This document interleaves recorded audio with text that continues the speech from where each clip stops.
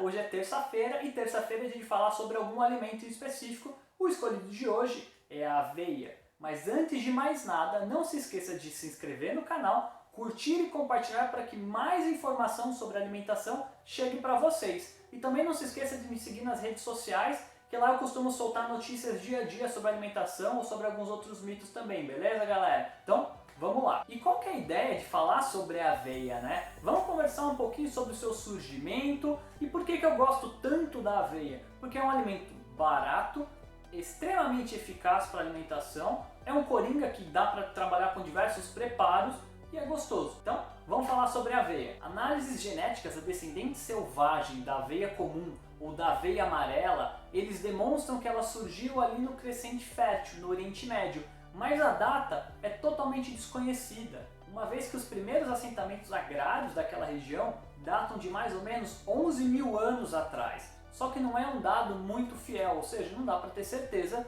que a aveia surgiu juntamente com esses assentamentos agrários. Já os dois tipos de aveia mais consumidos hoje em dia, eles surgiram relativamente mais tarde, né? Na Idade do Bronze na Europa, ou seja, surgiram mais tarde e bem mais longe ali do Crescente Fértil. E eles datam mais ou menos de 4000 a.C. até 500 a.C., ou seja, a aveia já é consumida há muito tempo pelo ser humano. E agora outra curiosidade sobre a aveia e como ela influenciou, acredite ou não, a criação de um país. O rei Alfredo o Grande, que viveu entre os anos de 849 até 899 e foi o primeiro rei a vislumbrar uma Inglaterra unificada, ou seja, como um país só, ele dependeu grande parte da sua vida do consumo de mingau de aveia, e eu vou explicar a razão para vocês. Ele apresentava uma doença que era desconhecida na época, né, que lhe causava uma dor de barriga imensa e quadros de diarreias frequentes e com dias muito seguidos.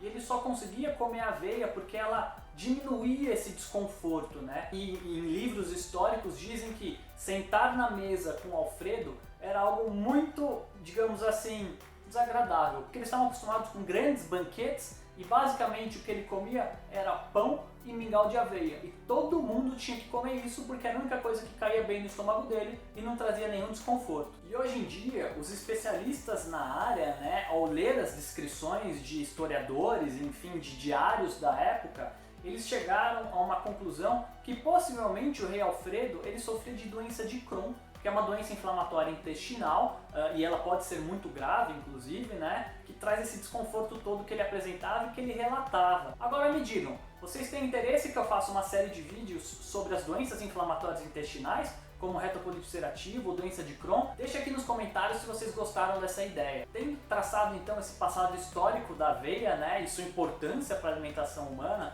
vamos conversar sobre os dados mais recentes. As publicações sobre a aveia, elas datam do começo dos anos 1900, como esse artigo que eu trouxe ao lado, de 1916, que ele ainda tentava entender qual era a melhor forma de cultivo da aveia, como cruzar melhor, né, os tipos de cereais, justamente para ter uma colheita muito mais eficaz. Já os estudos clínicos, ou seja, os estudos voltados para a saúde humana, eles começaram na década de 50, sendo muito mais fortes na década de 70. Um estudo interessante que eu achei, inclusive, era o que tentava relacionar o consumo de aveia e o hábito de fumar, ou seja, se consumir aveia ajudava a parar de fumar. E eu já te adianto que não tem relação nenhuma, né? O que eu acho mais interessante desses estudos mais antigos é que eles não tinham uma grande base metabólica, né, do que acontecia no nosso organismo. Então as ideias eram as mais birutas e as mais loucas possíveis, né, tentando associar, por exemplo, a aveia com o hábito de fumar ou com a tentativa de parar de fumar. Eu, pelo menos, acho isso muito interessante, não sei vocês. Mas foi só nos anos 80 que os estudos sobre aveia e saúde começaram a ter mais sucesso, onde eles conseguiram relacionar o consumo frequente de aveia com uma proteção para o nosso sistema cardiovascular. E com o passar dos anos, os estudos eles foram melhorando, além das técnicas também melhorarem. E a gente não pode esquecer que o entendimento do corpo humano foi evoluindo cada vez mais.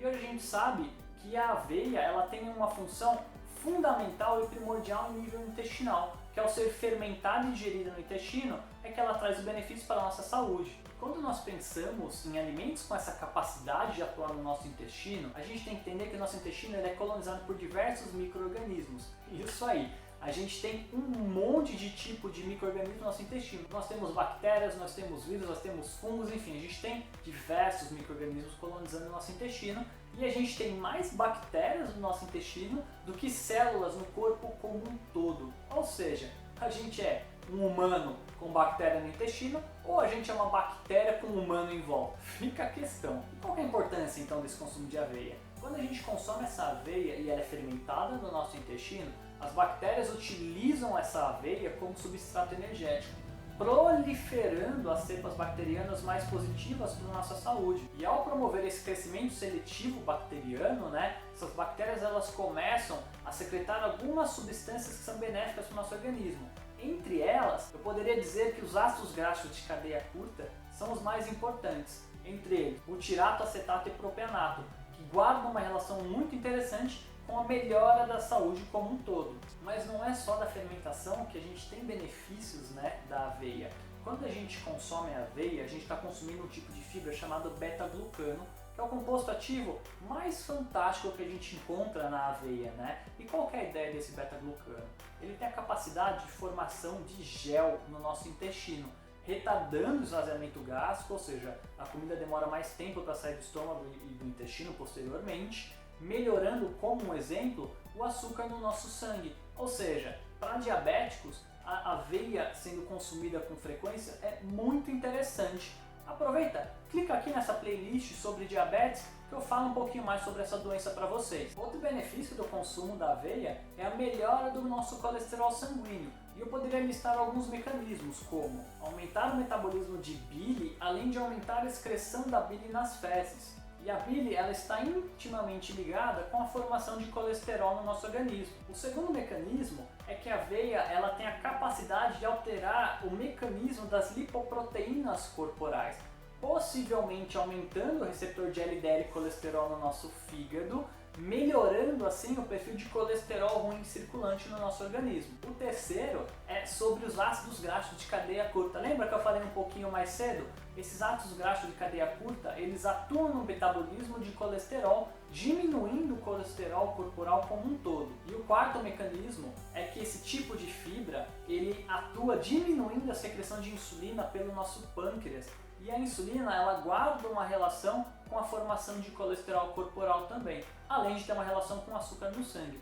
Ou seja, a gente percebe que o consumo frequente de aveia tende a melhorar o colesterol por diversos mecanismos fisiológicos. E uma terceira relação do consumo de aveia e doenças seriam para as doenças inflamatórias intestinais, como retocolite ulcerativa, doença de Crohn ou eventualmente numa fase agressiva de uma doença celíaca. Por quê? Quando forma gel no nosso intestino e retarda a saída dos alimentos, a gente gera a capacidade para o intestino melhorar a absorção dos nutrientes consumidos, ou seja, melhora de uma forma geral a absorção desses nutrientes. E um pequeno parênteses, a aveia ela não contém glúten, mas como ela é estocada nos mesmos silos, por exemplo, do trigo ou da cevada, ela pode ser contaminada com glúten. Então, quando a gente pensa em doença celíaca, vai tudo dependendo da magnitude dessa doença celíaca. Tem pessoas que quando consomem aveia tradicional não sentem nenhum desconforto e alguns doentes celíacos eles precisam de uma aveia sem glúten realmente para não ter esse desconforto. Ou seja, tudo depende de indivíduo para indivíduo. Legal, muito bonita essa história, a história de aveia, falando dos benefícios para o nosso corpo, enfim. Mas quanto que a gente tem que consumir durante o nosso dia? É atingível? É humanamente possível? E a resposta é sim. Os estudos demonstram que consumir de 20 a 40 gramas de aveia por dia, a gente já tem diversos benefícios para a saúde. E quanto isso representa em medida caseira, por exemplo?